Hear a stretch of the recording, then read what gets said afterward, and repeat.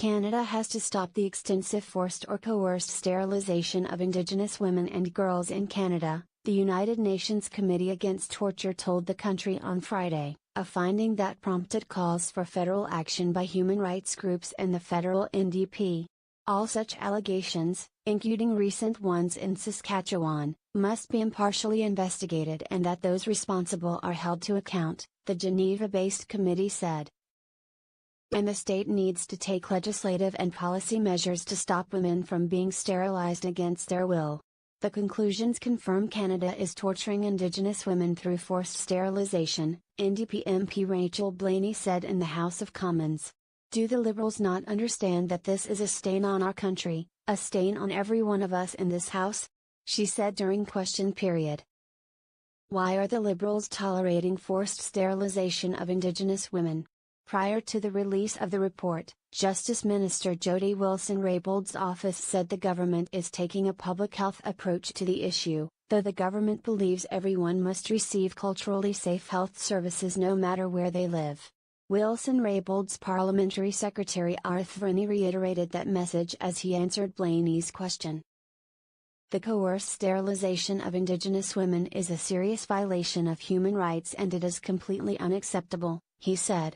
Outside the Commons, Amnesty International Canada's gender rights campaigner Jackie Hansen insisted that the federal government needs to take more concrete steps than condemnation. I think what everyone wants to see is this practice ended, she told a news conference on Parliament Hill. What we want to see is a firm commitment from government to demonstrate how that is going to happen. Hansen's organization has called on the federal government to appoint a special representative to hear from Indigenous women coerced into being sterilized to learn what justice would look like for survivors. The UN Committee's report speaks to the lack of action, Hansen added. We really look forward to Canada's response to how it is going to implement the strong recommendations issued by the Committee Against Torture, she said. It is clear that there is stigma. There is shame around this issue and very difficult for women to come forward and report what has happened to them. Indigenous women and girls deserve the same level of respect as anyone else when they receive medical services, said Native Women's Association President Francine Jo. To engage in an invasive, medically unnecessary surgery without one's free, full and informed consent is a very serious violation of a person's right to bodily integrity, she said. The Canadian medical profession must respect consent and the Canadian government must defend consent.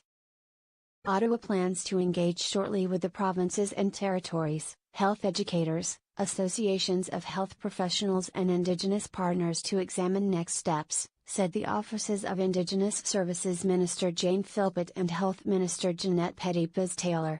Our government has received the UN Committee's concluding observations, and will be reviewing the recommendations, a joint statement said. Coerced sterilization is a form of gender-based violence, it is a violation of human rights and a violation of medical ethics. A proposed class action lawsuit led by lawyer Elisa Lombard and her firm Maurice Law is also underway, targeting the Saskatoon Health Authority, the Saskatchewan government, the federal government and a handful of medical professionals as defendants. More women have disclosed their experience with coerced sterilization as media coverage on the issue has continued, Hansen said.